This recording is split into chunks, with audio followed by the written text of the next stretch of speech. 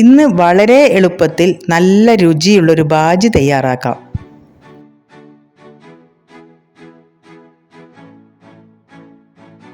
ആദ്യം തന്നെ 2 ചെറിയ പൊട്ടറ്റോ നമുക്ക് പുഴുങ്ങിയെടുക്കാം. ഇതുപോലെ നന്നായി കഴുകി കുറച്ച് വെള്ളത്തിൽ ഉപ്പിട്ട് അതിലേക്ക് പൊട്ടറ്റോ കഷ്ണങ്ങളിട്ട് പുഴുങ്ങിയെടുക്കാം.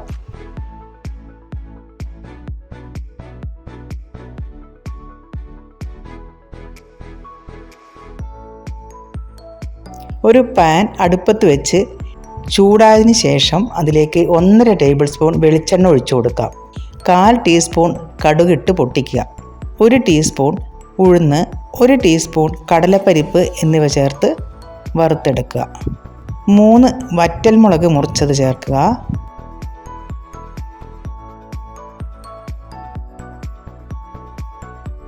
കുറച്ച് പച്ചമുളകും കരിവേപ്പിലയും മുറിച്ചത് ചേർത്ത് ഇളക്കുക.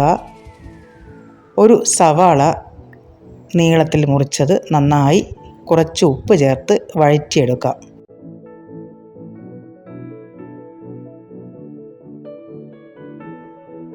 ഒരു നുള്ള് മഞ്ഞൾപ്പൊടി ചേർത്ത് ഇളക്കി കൊടുക്കാം.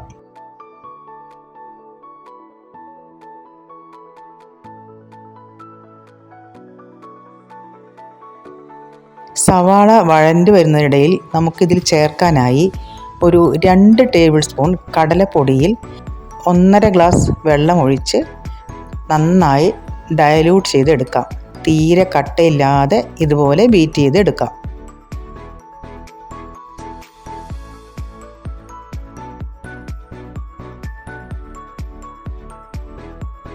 സവാള വഴണ്ട് വന്നതിന് ശേഷം നമുക്ക് ഇതിലേക്ക് ഒഴിച്ചു കൊടുക്കാം. കട്ട കെട്ടാതെ നല്ല രീതിയിൽ ആവശ്യത്തിന് വെള്ളം ഒഴിച്ച് ഇളക്കി കൊടുക്കാം.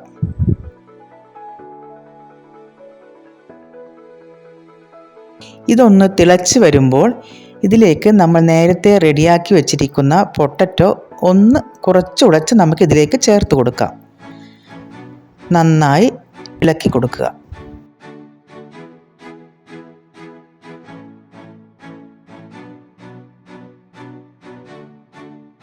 പൊട്ടറ്റോ ചേർത്ത് ഒന്ന് തിളക്കുമ്പോൾ നമുക്ക് അതിലേക്ക് 1/4 ടീസ്പൂൺ കുരുമുളക് പൊടി കൂടി ചേർത്ത് നന്നായി ഇളക്കി കൊടുക്കാം.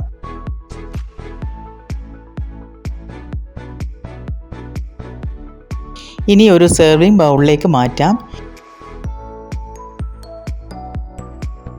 ഇപ്പോൾ നമ്മുടെ നല്ല രുചിയുള്ള ബാജി തയ്യാറായിട്ടുണ്ട്.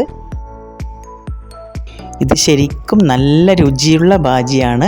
നിങ്ങളെല്ലാവരും ഇതുപോലെ തയ്യാറാക്കി അഭിപ്രായം അറിയിക്കൂ.